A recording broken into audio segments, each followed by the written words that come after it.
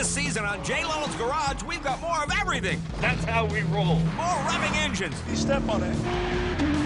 More celebrity guests. I play football so I can buy cars. Come on! More opportunities to be killed We are the airbags. and maimed. Gee, I wonder if they'll try to kill the Hollywood guy. More awkward pauses. So what was the biggest challenge of putting this whole thing together? More softball interviews. Would you ever consider being a pimp? It's not too late for a life change. A lot of subtle innuendos. This wood is very hard to maintain. Do you have a guy to shellac it? Some guys shellac it themselves. And anything that rolls, explodes, and makes noise. You want road rage? I'll show you road rage! I'll call you back, darling. So put your phone down. We're losing water. And put your feet up, It has a massage button right here. because this is Jay Leno's Garage. Jay, get me down! All right, we're stuck. Help! Help!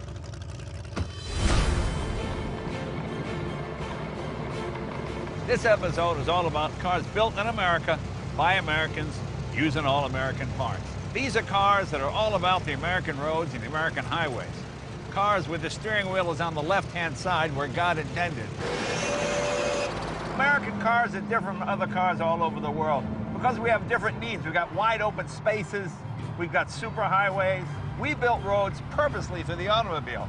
Now, there are icons that are fairly obvious. The Ford Mustang, the Corvette, cars like this, the Ford GT. Some not so obvious, like the Chrysler minivan. What makes the Chrysler minivan an icon? Well, you'll find out. So park that Prius, shut off that Sony TV, put down that Chinese food, and learn a little something about American cars.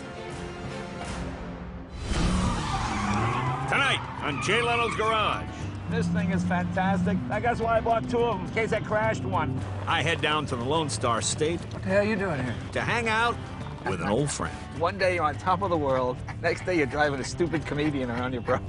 And I go one-on-one with comedian Wanda Sykes I'm a black woman. Speeding is not my thing. in a vehicle built for real American road racing. Jay, you killed the kid. This is not supposed to happen. And I make Mike and Molly star Billy Gardell an offer he can't refuse. You know, for 2 years, I don't hear anything from you. All I can say is, Godfather, please fix my shift cable. And comedian Gabriel Iglesias ruffles my feathers with an icon of 70s bad taste. Oh, yeah, this car screams America. It's America with an M. Yeah, America.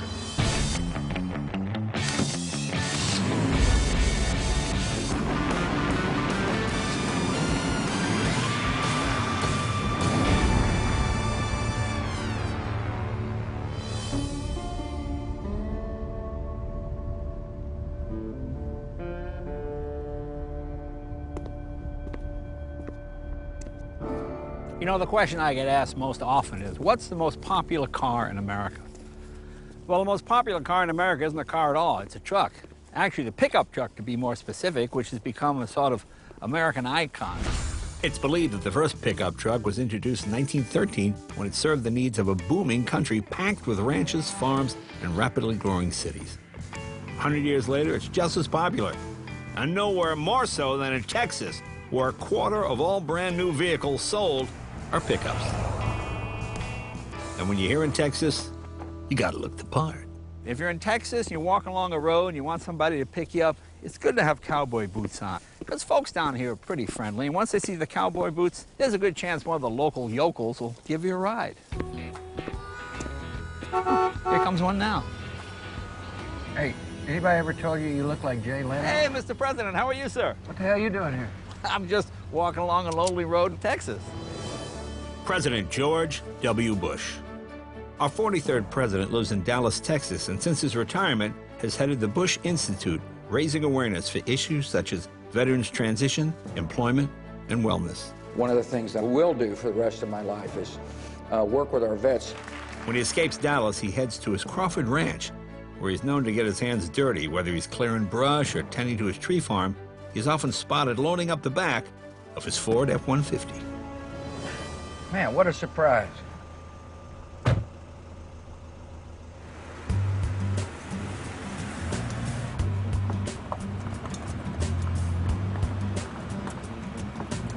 You know, it's so funny. People always think of this part of Texas as being kind of desert and hot and dry, but Yeah. I mean, you got rivers running through here. You got beautiful lakes. Welcome to the Bush family's Prairie Chapel Ranch. President Bush went from the gridlock of 1600 Pennsylvania Avenue to a 1,600-acre paradise filled with tons of native grasses, live oaks, cedar elms, and rivers. To have running water is a real treat. That running water in your faucet in California is a real treat. You know, just to have any water. We're very fortunate, and you're about to see kind of even more dramatic country. You see, we got a pretty good gradient. Wow, this is suddenly like you're in a whole different terrain now. Exactly. It's amazing. This one minute you're on a plane, now you're in this wooded area. Yeah. I really, really like this truck. It's a Ford 150 King Ranch version, and it's handy, as they say. Very handy. Now, if you're from Texas, you probably know that the King Ranch model was named after a famous Texan named Richard King, who owned a legendary cattle ranch. These trucks are the common vehicle for a lot of rural Texas, and, you know, a lot of people still live in rural Texas. Including the President of the United States. Including this one. But this is the only place you drive a vehicle, isn't it? Correct. I have not driven on a road since '93. Wow. Just like someone else I know. You realize it's only the third time I'm getting to drive this in 7 years? The Secret Service doesn't let me. See? They're not so different after all. Now, you used to bring all the world leaders here. I did. Who else has been in this truck and on this property? Well, we had Putin. Putin? Early. Wow. Early Putin. But his English is better than my Russian. Yeah. Blair. Oh, Tony Blair, sure. Koizumi, the Japanese prime minister, came here. Berlusconi. Berlusconi? Yeah. Now, be careful. He throws pretty wild parties. He does. And was there a psychological reason, like, it's just more calming and relaxing? It's a statement of friendship. Yeah. I think it helps them when they go home to say, I met with old Bush on his ranch. Right. And look how far you've fallen. Now you have a comedian from TV. Boy, one day you're on top of the world, next day you're driving a stupid comedian around your property.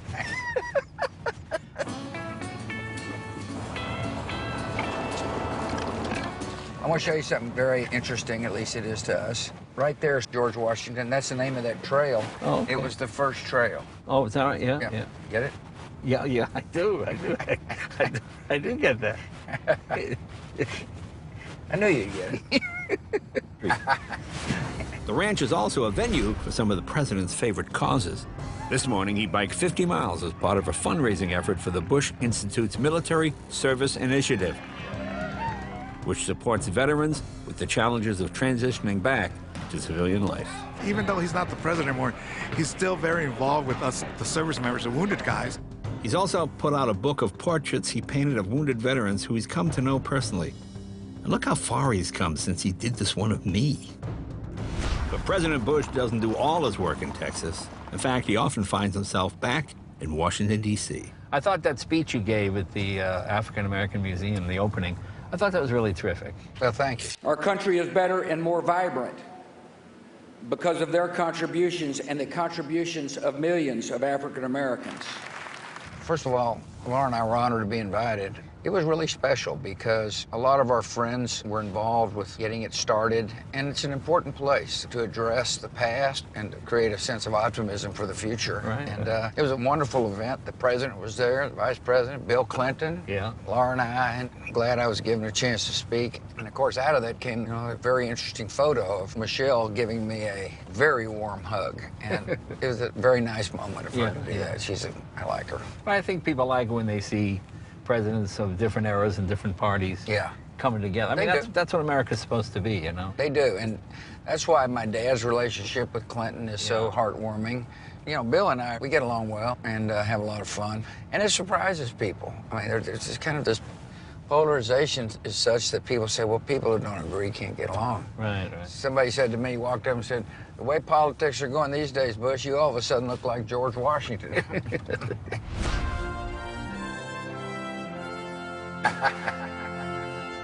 Jay, I think Laura'd like to see you. Oh, I'd love to see her. That'd be great fun. Yeah, let's go find her. Former First Lady Laura Bush, just as active as she was when she was in the White House, advocating for education reform and women's rights. Yeah, there she is now. Yeah. Hey, guys. Hi, Mrs. Bush. How are you? Hey, how are you? Jay, I've sold this little tree, and I wonder if you'll help me dig it up. You think you can do that? Sure. What about you, Bushy? Bushy? Hang on, this is new. Bushy? Okay. I wish you wouldn't repeat it. All right, well, yeah, all right. Let me take Okay, if you'll help, it'd be great. Yeah. I should have waited for another car before I got in that truck. What the hell are you doing? Let's go. Show us something. We're in Texas. Attaboy. That Yeah. looks pretty good. Let's see. Okay, let's see if you can get it.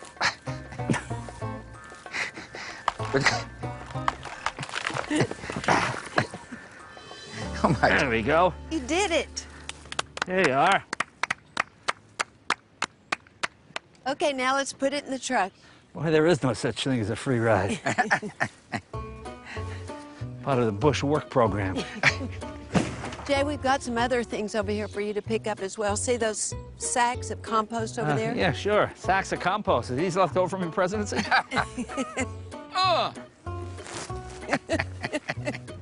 Would you like a hand? Huh? Oh, there you go. Oh. Hey, I'm not taking sides, but at least Biden didn't make me throw manure. Welcome to Texas. There we go. Thanks so thanks, much. Jay. Thank you, Mr. President. You're a hell of a compost piler. You too, Mr. President. Anyway, we got to get out of here. Bye, we'll see you later. You know, I'm sure there'll be a car along here after a while. Yeah, I kind of thought, well. Well, it's okay. All right. Bye, Yeah. thanks. No, we got something important to do. See you later. Okay. Compost piler.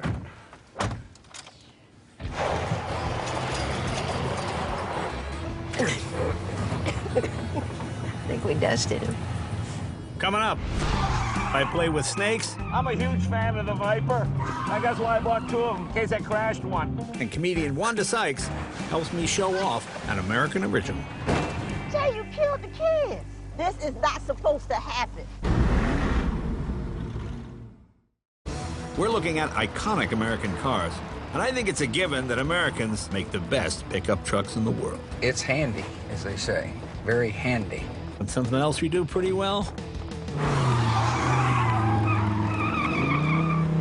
Donuts! I'm a huge fan of the Viper. This is a car that really made everybody else up their game.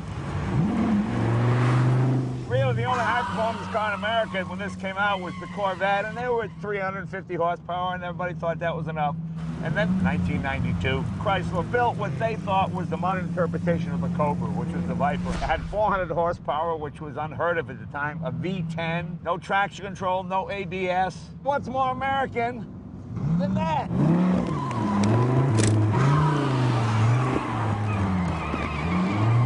Like this model here, the ACR, this thing is fantastic. Look, you can steer it with the throttle. I guess why I bought two of them, in case I crashed one. I wanted something to drive while the other one was being fixed. Today I'm gonna race my buddy, Wanda Sykes. There she is. Of course, everybody knows Wanda from her hilarious roles on Curb Your Enthusiasm and Blackish, but she's also a terrific stand-up comedian. We're a nation of dummies. That's why we have shows, Are You Smarter Than a Fifth Grader? You know how piss poor that is? And I haven't seen anybody win. Wanda, welcome to California. What the hell is this, Jay? It's a beautiful California day. I thought you and I would race each other in these matching Vipers. I'm not racing you on a Viper. What the hell? Vipers, no one has these, Jay. There's probably two in the world, and you have both of them. No. I mean, I'll race you, but like a real world car, cars that people drive, cars that I drive. Like a minivan. Minivan? A Viper against a minivan? No, minivan against minivan. Yeah. The minivan is as American as cars can get. Back in the 70s and early 80s, there was no ideal car for the suburban American family. I mean, nobody wanted a station wagon. That's what your parents had. Carpooling parents were in search of a more fuel-efficient, large car that handled well. While struggling Chrysler, helmed by Lee Iacocca, gambled that their new small vans would fill that need and save Chrysler from extinction. Iacocca had already struck gold when he spearheaded the Ford Mustang, but lightning struck twice when he unveiled the new minivan. It may seem crazy now, but soccer moms in suburbia flocked to the new minivan, and Chrysler was saved. All right, a race to the race. Let's do it. All right. Let's let the competition begin. Here are the ground rules. The minivan will be filled with 500 eggs, 30 rolls of paper towels, 20 apples, 5 boxes of cereal, and 2 fake kids. For every egg broken, the driver will lose 1 second off their time.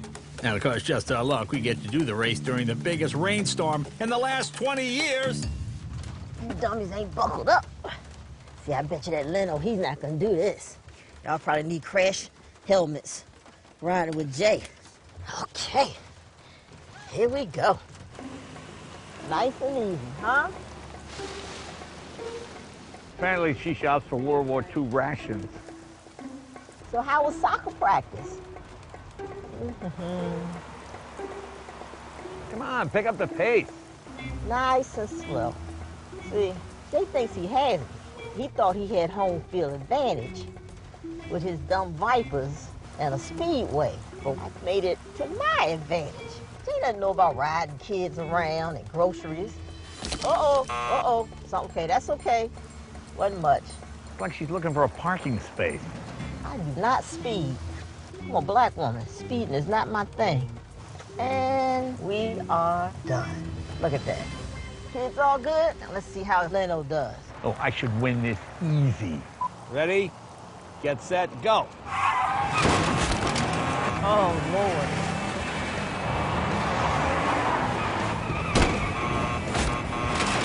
Oh, what is he doing?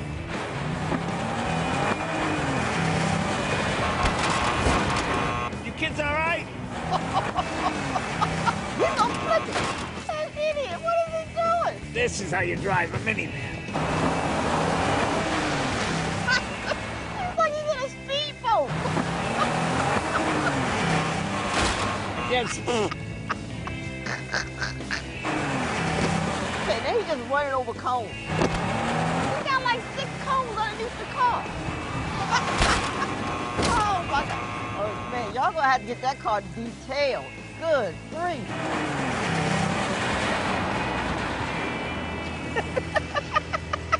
There's egg dripping out of the car. I think I won that race. Oh, that was fast. You ready to make some omelets? All right, so an egg broke. It's not the end of the world. Okay, let's see what's going on back here.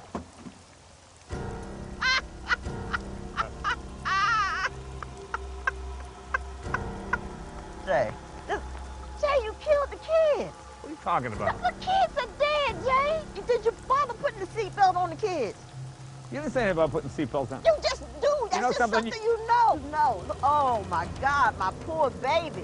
Look, somebody lost the arm. The girl lost the arm, Jay.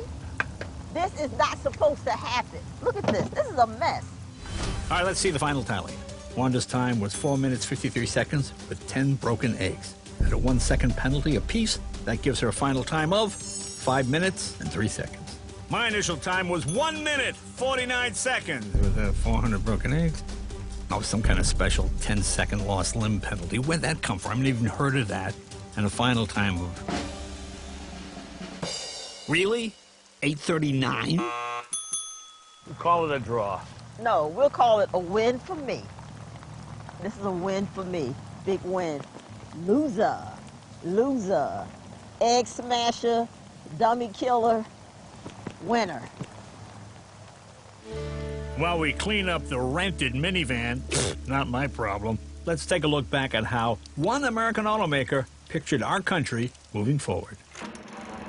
Why go to an auto show when you can have the auto show come right to you? General Motors' Parade of Progress, traveling the high roads and byroads of America. Well, that's exactly what General Motors did with their legendary Parade of Progress. Mechanical, electrical, and chemical exhibits that will amaze millions in the months ahead. In the 1930s, with much of the U.S. still reeling from the Great Depression, this massive, multifaceted road show blazed across the country, dazzling more than 12 million people with informational stage shows. That glass, ladies and gentlemen, was shattered by nothing but sound waves. And animated presentations. America's crossroads today with its new 4-lane highway. This motorcade was comprised of 8 to 12 solid streamlined exhibit vans dubbed the Future Liners, and up to 44 of GM's latest and greatest models. The parade was such a hit, GM brought it back after the war, and again in 1956 for a third and final hurrah. GM's brand new Parade of Progress, bigger and better than ever. With the advent of TV, GM realized they didn't have to take cars to the people. They could beam them into their homes every night via commercials. And this proved to be a lot more economical than a 12-bus parade, but not nearly as much fun. Coming up, comedian Billy Gardell and I need some insulin shots after cruising around in his sweet 56 Chevy. Billy, I noticed you're getting the shakes there a little bit. You're starting to get hungry. Low blood sugar, Jay. Yeah, I got low blood sugar.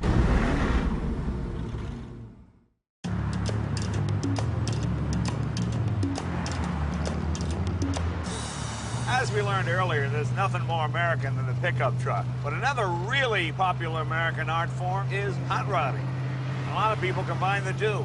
A hot rod pickup truck. Doesn't get any more American than that. That's what this is. This is a 1932 Ford pickup truck. It's got a modern Ford 302 engine in it with air conditioning and an automatic transmission. This is what a lot of people did back in the 60s to make a practical vehicle out of an old car. The most popular car to hot rod during the post-war period, probably the Tri-5 Chevys, the 55, 56, and 57 Chevrolets. The Tri-5 Chevys came with probably the greatest engine in the 1950s, or of any decade, the small block Chevy. Everybody made parts from. They were easy to modify. So easy that this series made Chevrolet the most popular make to hot rod, replacing the 32 Ford. And there's nothing more American than a little competition.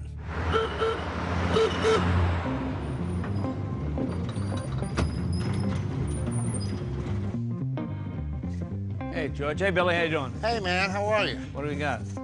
Shift cable. I had to break the dam doing your show. You all know comedian Billy Gardell, very funny guy, and the star, of course, of that hit TV show, Mike and Molly. I grew up in a house, and by the time you were 9, if you got my dad a beer, your reward was a sip. His buddies would come over. I'd come out in the living room like a vendor. Beer here! Oh, beer! Well, I hadn't seen Billy for about 2 years, until his shifter cable broke, and he needed my help. Where's the other piece? Here, I got it. Pulled in and put it in park, and then that was it. It just snapped. You know, for 2 years, I don't hear anything from you. I call you. You don't return my calls. I hear nothing from you. Then the day of my daughter's wedding, you show up with a broken shift cable. I'm expected to fix it. All I can say is, Godfather, be my friend and please fix my shift cable. Don't laugh. You ruined the bit. You don't sound like Enzo the Baker. I sound just like Enzo. You sound like Bazzini the pizza eater. I sound just like... You sound like Bazzini the pizza eater. Bazzini's That's what you sound here. like. Now, Mike, I don't know nothing about no olive oil. Sorry. We'll get it fixed. All right.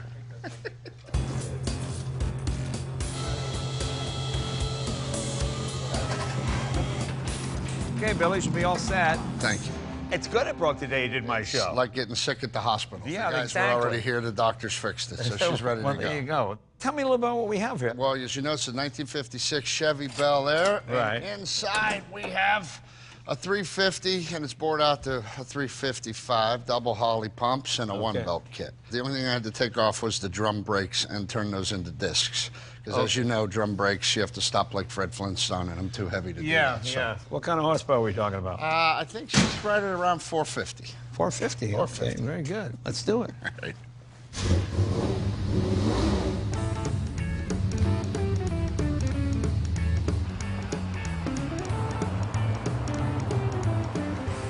Now, you started out in Pittsburgh, right? As a comic? Yeah. Or as a human? No, I started out as a human in Pittsburgh. I started out at all the strip clubs on Liberty Avenue. Really? Yeah, I used to work all of them. You know what? I did that a couple times. Yeah. It's brutal, because the lights would go up, the girls would get off the stage, and I'd come waddling towards the stage. Yeah. And of course, somebody goes, "Show us your tits." I'm like, all right, welcome, folks. Good evening. Yeah. I want to talk to you about the airport. My humor is based from the Pittsburgh corner bars, which is, I always felt New York, you got to be very edgy, very dark. Yeah. LA, you got to be very clever and hip. But I think Pittsburgh and a lot of other blue-collar towns, the gift of their humor is don't take things so seriously. Right, So that's kind of what I base mine on. So were you always a car guy? I'm a road comic. So my favorite car I ever had in my entire life to this day, no offense, honey, was I had a 1985 Oldsmobile Delta 88, which is like a rolling couch. Yeah. The thing coughs when it goes by a gas station. And I always thought, you know, man, if I ever am lucky enough to hit, I'm gonna go out and I'm gonna get myself a really nice car. That was like the thing I wanted. Right. You know? After about the 6th episode of Mike and Molly, I didn't even have a house yet, but I had a car on my brain. Right, right. So my wife goes, okay, you can do that, because I checked with her. You have to check with her. And this car really speaks to where I come from. You know, I come from Pittsburgh. I come from a very blue-collar city. Right. And this was the working-class car. In 1956, this was the car guys were going to the factories in. And it's a classic car. And to me, classic hot rods out-cool anything on the road. I don't care. They just do. Yeah, yeah. My wife, she doesn't ride in this car a lot. No? No. She said it's big and loud and noisy, and I already have one of those. Yeah. You got enough of that at home.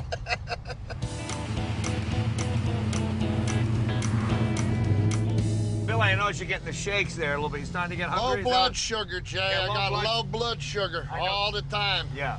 Yeah, I'm starving. Let's go get some. It's time to get some carbs. And I'm not talking about carburetors. All right. This looks like our kind of place.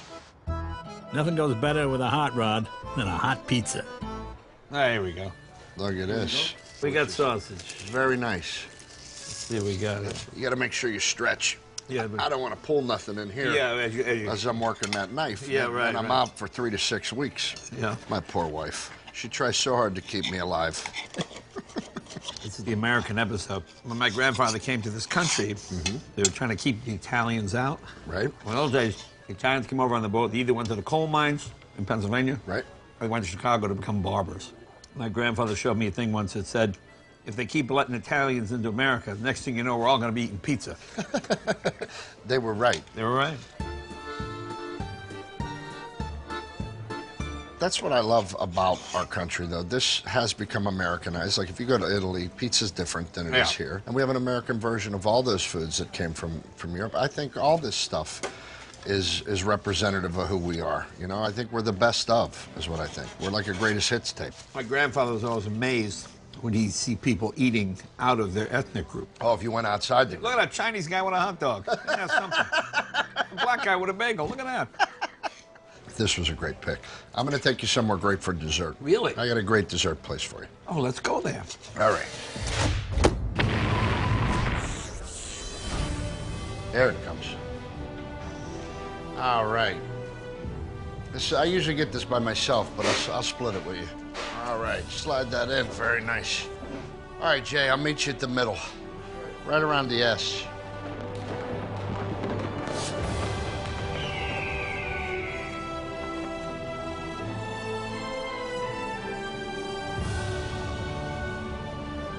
Oh, I know a little place we could stop on the way home, too. You know, I'm okay. I'm full, really. You sure? I'm fine. You hardly ate.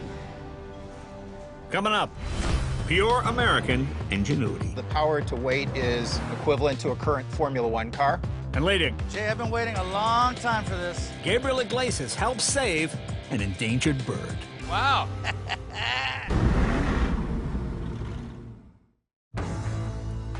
America was founded by a bunch of rule breakers, so it's fitting that the future of American car manufacturing will be determined by a few more. Innovator Kevin Zinger is off to a good start.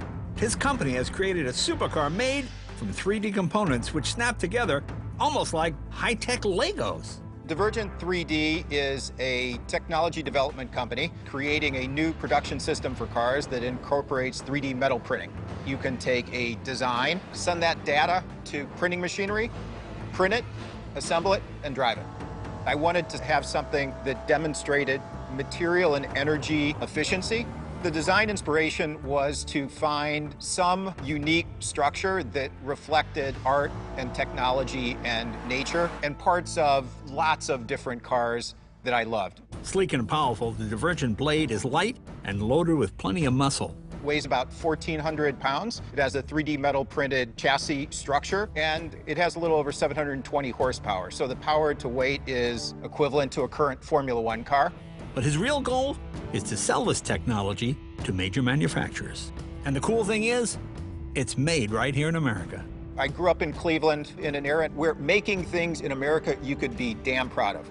One of our main objectives is to recapture the soul of American manufacturing.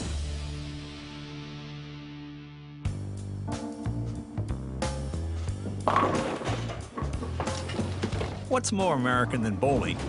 It's the only sport where you can drink beer and eat pizza while you're doing the sport. That's why I've hooked up with my good buddy Gabriel Iglesias at a bowling alley. Now, for anyone wondering about taco trucks, let me just let you know right now. That is real good Mexican food. I don't want you being concerned, like, no, there's wheels under that restaurant. Well, sometimes we don't have a permit, okay? So. All right, watch this. I got this evil hook, Jay, that I throw. Yeah. Wow. Kid's good. Bowling is kind of a big guy sport anyway. I know Doc says it's supposed to get more exercise, but let's go drive some cars. Yeah, I'm down. Let's go. You may recall the last time we met up with Gabriel, he had a minor obsession with VW buses. This is what happens when you don't have a cocaine problem. Well, he's still hooked on the buses, but now he's found a faster, all-American toy.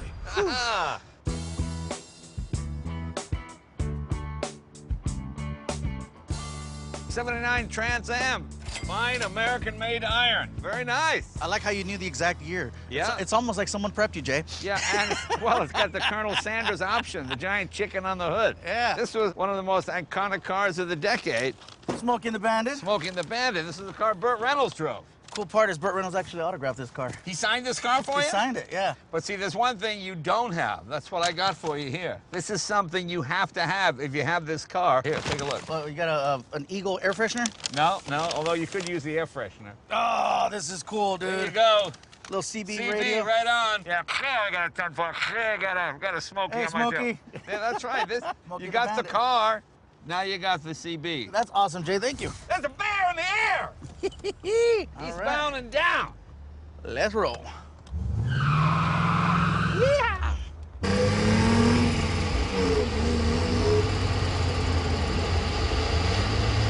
I like the fact that it has a nice golden eagle. That's the stamp of the Trans-Am right there. Yeah, that's true. That's true. Anybody from any country who knows nothing about cars, you take a guy from the Congo, you take a guy from the Middle East, and he will go, oh, it's an American car. Yes, I mean, because it looks American. Oh, yeah, this car screams America. It's America with an M. Yeah, America. America, that's America. right. Matter of fact, when I bought this car, it had a NRA sticker on the back, on the bumper. Get it, really? Yeah, NRA sticker in the back. So, well, there yeah, you whoever go. had this car before, it was very American. Yeah, very American. So what made you a Trans-Am guy? What came first, the movie or the car? The movie. You know, only in the 70s could you get a car like this. That's true. Yeah. What were you doing in 79, Jay? 79, I think I was working colleges and stuff. You were 4. Yeah. I would have just picked you up and rolled you around and poked you. That'd have been the only time you could have done that, Jay. I was doing gigs. My hair was black. I had long hair. Do not understand why anybody would buy a mobile home. Can you imagine saying to your wife, honey, I'll take the house down, I'm gonna pack of cigarettes. Why don't you wait here? Yeah, those were the days.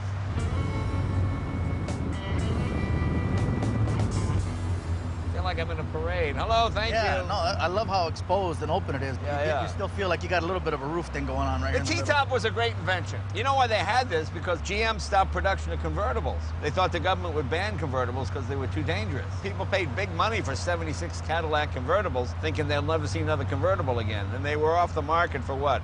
5 years, 6 years, and then stuff. So they came out with this, the T-top, so in a rollover, this is your roll bar. Still have your little protection right there. Exactly. But you know, Pontiac's been out of business since what, 2010, something like that? That sounds about right, It's Jay. been a few years. But the great thing about America is we can make Pontiac great again. See what I'm saying? That sounds familiar, Jay. People want to go back and relive the past. And that's what you've been able to do, right? That's what I've been able to do. You have recreated this Pontiac Firebird. That's right. Kind of. Jay, let's show the people what I'm talking about. Coming up, Fluffy's brand new Firebird. Jay, I've been waiting a long time for this. That's right, a new Firebird. Well, I mean, it's kind of a Firebird. Well, stay tuned. Kind of like this is the regular Fluffy, and this is the 24-hour fitness Fluffy.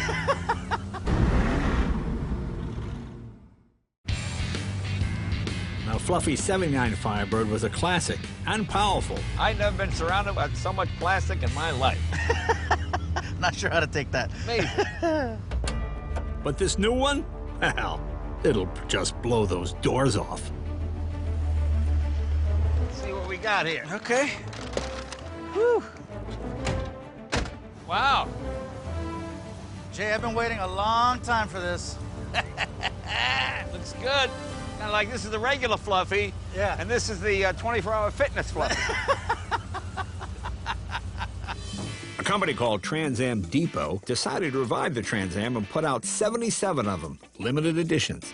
They have around 700 horsepower, which puts it right up there with another all-American powerhouse, the Hellcat. So it's basically a Camaro that's been rebodied to look like a Trans Am. But that's what a Trans Am was That's anyway. what a Trans Am was during the Trans Am and the Camaro originally both used the same platform. Exactly. Different engines and little different body pieces. Wow, nicely done. Let's open the hood. What are you looking at? 6.2 liter? Is that what it is? It is a 6.2 liter engine, Jay. Very nice. I wanted manual transmission though. Right. You know, I wanted to go a little old school Just with it. for the exercise, for the workout. Yeah, you know, I'm doing something. Can we take it for a ride and see what it does? Heck yeah, Jay.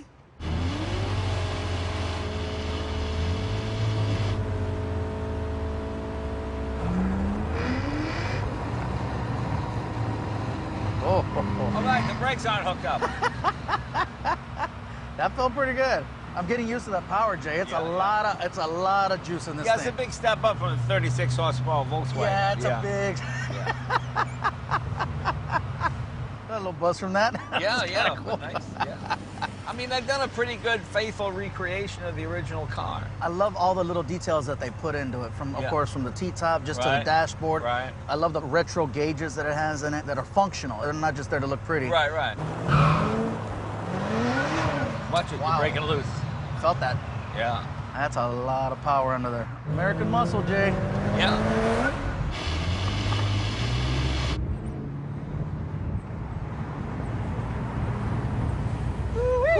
Oh, that was great. Thank you, buddy. Oh, boy. The Trans Am is back. Thanks a lot. Hey, Jay. Alberto Reynolds? See.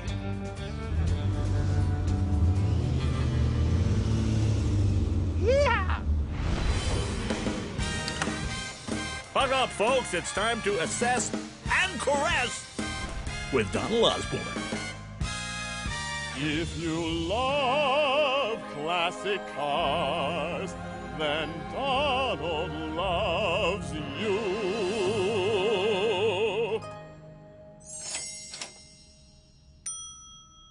Well, today we have three fine made-in-America vehicles, a 1978 street van, a 1925 Model T, a 1970 Ford Bronco, as well as a late model Osborne, also made in America. You can't get these pants in Europe. Donald, what do we got today? Tell us about these three cars. Jay, each of these three vehicles says something very specific about America. The Model T is really the car that put America on wheels. It was the first time that the car had gone from being the rich man's toy to being something that every citizen could aspire to. And it really changed their lives. Yeah. Farmers could suddenly come to town on a regular basis. People often used these also to run machinery on their farms. And this particular car is a very interesting model, the Roadster, which has a dual purpose. Right, this comes off and you can put a truck bed in here and it becomes a pickup truck. These cars are almost bulletproof. There's no water pump, there's no fuel pump. These don't need a battery, they don't need an electrical system. It is a brilliant, brilliant piece of American ingenuity and engineering. Let's move on to the other cars as well. The next one is another Ford. This is the Bronco, and the Bronco really has a very important place in American car history because this was Ford's first entry in what we now know as the compact SUV field. Right. They developed this car to compete with the Jeep CJ and the International Scout. It was the product of Donald Frey, the man who also developed the Mustang. Don't forget, most of the Jeeps were 4 cylinders or maybe a 6-cylinder, whereas you could get a powerful V8 with a 4-barrel carburetor, almost as fast, but certainly as powerful as a Mustang. And this one's unusual because it's a one-owner, 8,000-mile car. Well, let's move on to a vehicle that really signifies the Donald Osborne era, the Dodge Street Van. It's, I guess, a hippie van. They used to call them when we were kids. You know, in 1977, 78, performance cars were basically disappearing. So Right. people wanted something to express themselves. And they marketed these, as they wouldn't market them today, as the Dodge Adult Toys. Really? Totally Yeah. different meaning. Well, this was sort of the typical where you'd see that bumper sticker, this van's rocking, don't come knocking, don't laugh, lady, your daughter's in the back. You know, I remember all of those stupid things. they used to do back in the day. And it has all that 70s stuff. It's got all of the elements. It's got shag rug. When you go crazy on LSD, you got the padded walls. Exactly. Padded walls and ceiling. And in case you didn't know what you're up to, the van actually tells you. Oh, you're freewheeling. You're freewheeling. Well, they have three distinct choices. Donald, which of these vehicles has appreciated the most? To me, I think the Bronco is probably the one. So you've chosen to ride the Bronco. Ride the Bronco. What say you? This and more after a brief message from our sponsors. There are things in this life we can all count on. Qualities we've come to know and trust. Pride, good friends, and simple, honest values. Things that we know we can depend on. Chevrolet, the cars more Americans depend on.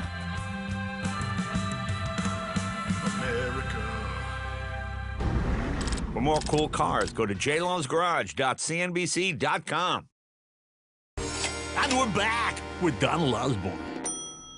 Which of these three cars made in America has appreciated the most in the last 5 years? Well, the Model T, about 5 years ago, you could have gotten a Roadster like this for probably about $10,000. Now, they've actually gone up. It's about $18,000. Okay. 5 years ago, a Bronco like this one might have cost you about $15,000. Today, that would be $32,000. Okay. So that's a substantial increase. Right. Now, the street van. The street van. 5 years ago, no one was interested in a van like this. You could probably pick one up for about $2,500. But today, there's a lot of interest in the fact that very few original vans have survived. And a van like this would cost you about $12,000. The winner in our appreciation sweepstakes is the street van. I'd buy the Model T. Yeah, I like the T also. Tonight, we saw some of the cars and some of the people that make America great. Bowling is kind of a big guy sport anyway. Let's go drive some cars. Whether it's pickups or presidents. This is new, Bushy. I wish you wouldn't repeat it. All right. Getting psyched out by a minivan? Jay, you killed the kid. This is not supposed to happen. Whether you got a tiger in your tank or a chicken on your hood. You know this is an American-made vehicle. Oh yeah, this car screams America. Our country is one delicious melting pot. Low blood sugar, Jay. I got low blood sugar. And for better or for worse, the cars we designed and build define the American spirit. And how come stoplights aren't red, white, and blue? Let's work on that.